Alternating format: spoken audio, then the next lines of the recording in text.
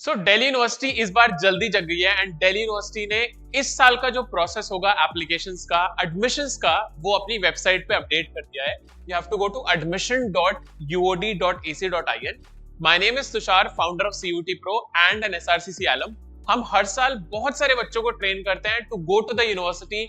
Last 4 साल में we have sent more than 1000 students to their dream colleges including Delhi university.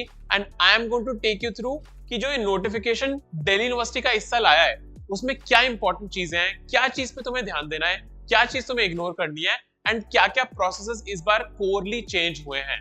So look at this entire video. एक बार ये video देख ली, you don't have to go anywhere else. कोई भी डाउट आए, you just put it in the comment and our team is going to resolve it. So what you have to do is admissions.uod.ac.in पे जाओ. वहां पे you would see admissions 2026-2027 reflect हो रहे हैं.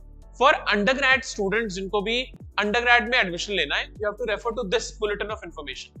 बुलेटिन ऑफ इंफॉर्मेशन एसेंशियली क्या होता है, यूनिवर्सिटी का जो भी रूल्स एंड रेगुलेशन होता है, जो भी प्रोसेस होता है, वो हर साल पहले वो बुलेटिन ऑफ इंफॉर्मेशन में डालकर रिलीज करती है, जिसमें बच्चा जाके देख सकता है कि यार मेरा क्या कोर्स है, किस कोर्स में क्या एप्लीकेशन क्राइटेरिया है, ओवरऑल क्या क्राइटेरिया है, वो सब कुछ इसके अंदर होगा. So let's go to bulletin of information and see what are the key important details that I mentioned this year. So this is a bulletin of information जो दिल्ली यूनिवर्सिटी ने रिलीज कर दिया है. इस साल के जितने भी प्रोग्राम्स होंगे जो कि यूनिवर्सिटी में होंगे, जो भी क्राइटेरियाज होंगे, इससे गवर्न होंगे. So let's go down and see कि क्या क्या इंफॉर्मेशन डिटेल्स आई है. Let's go to the content page and see क्या details.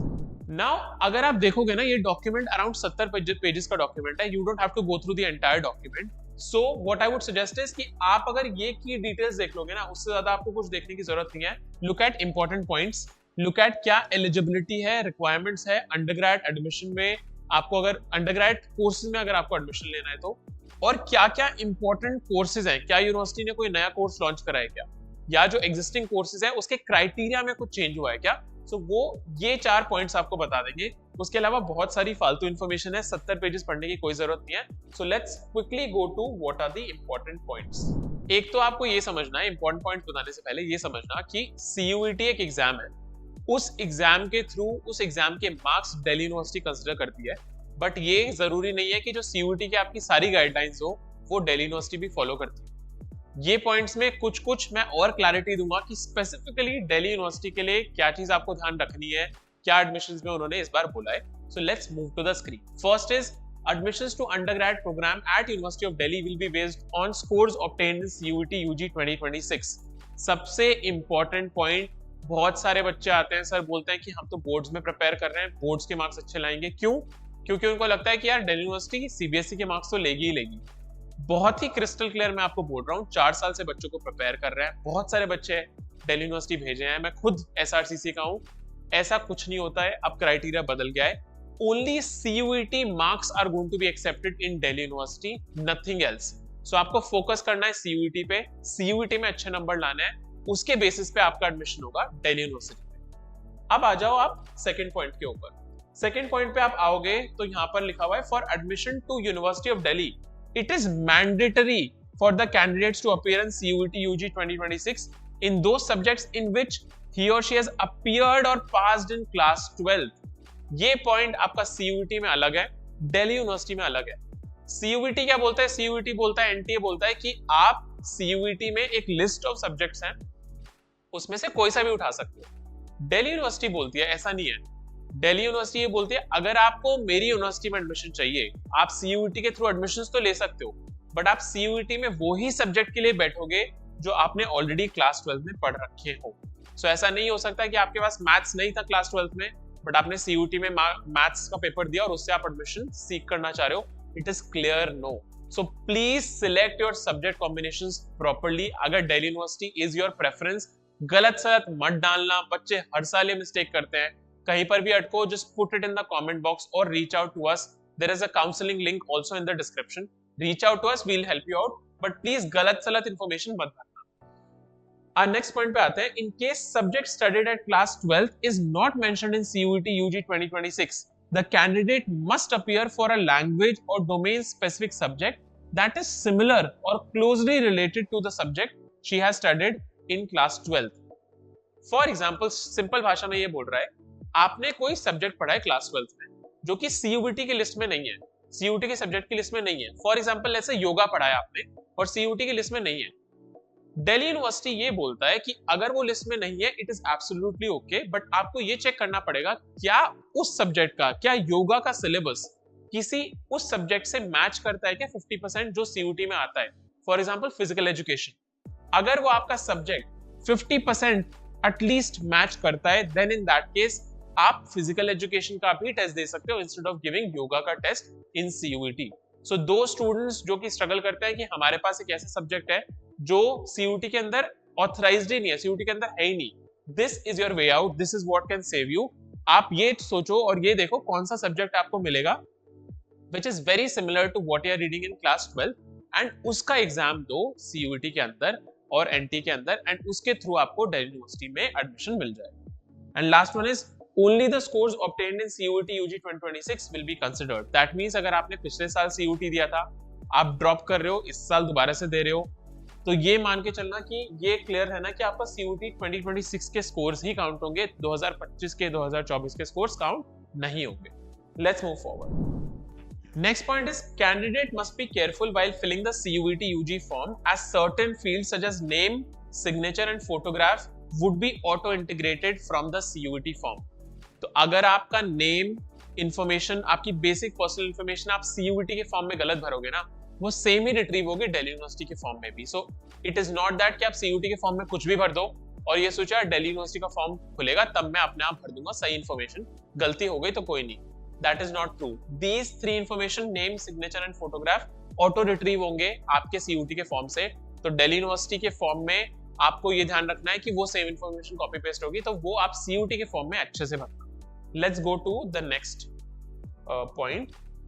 Gap year will not be a bar for the purpose of admission to undergrad programs. However, such candidates must appear in CUT 2026. अगर आप एक dropper student हो, 2025 दिया था, कोई दिक्कत नहीं है, आप दोबारा से दे सकते हो। अगर आप किसी और कॉलेज में भी पढ़ रहे हो बट आप चाहते हो कि आपका कॉलेज अपग्रेड करना है, बहुत सारे बच्चे कॉलेज अपग्रेड करना चाहते हैं कि साउथ कैंपस पढ़ रहे हैं और उनको मन होता है कि मुझे नॉर्थ कैंपस जाना है, मुझे SRCC हिंदू हंसरा जाना है, वो हो सकता है, बट ये ध्यान रखना आपको CUT 2026 दोबारा से देना पड़ेगा, मार्क्स लाने पड़ेंगे। कट ऑफ मीट करोगे तो गैप ईयर होना ना होने से कोई दिक्कत नहीं है, बट CUT 2026 आपको अच्छे से जमकर देना है।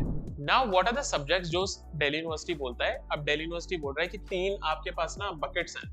पहली बकेट जो आपकी है वो लैंग्वेज की है। लैंग्वेज में कितनी लैंग्वेजेस हैं? 13 लैंग्वेजेस हैं।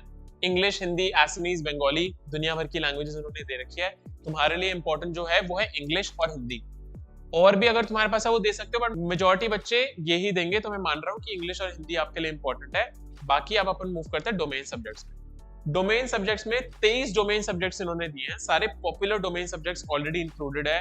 Accountancy is there, biology is there, chemistry is there, environmental science is there, economics is there, बहुत सारे दिए हुए हैं। काफी सारे जो पॉपुलर कोर्सेज हैं वो नहीं दिए हुए हैं। क्या क्या नहीं दिया हुआ है? एंटरप्रेन्योरशिप इज नॉट देयर, जो कि बहुत सारे बच्चे लेते हैं। बाकी आई थिंक मेजरली सारे तुम्हें डोमेन सब्जेक्ट्स दिए हुए हैं। फिजिकल एजुकेशन भी दिया हुआ है, मास मीडिया दिया हुआ है, सारे हैं। So you can look and see कि तुम्हारे पास 12th में क्या क्या है, तुम क्या क्या कॉम्बिनेशंस ले सकते हो if you are going to be applying for Delhi university. And third is general aptitude test.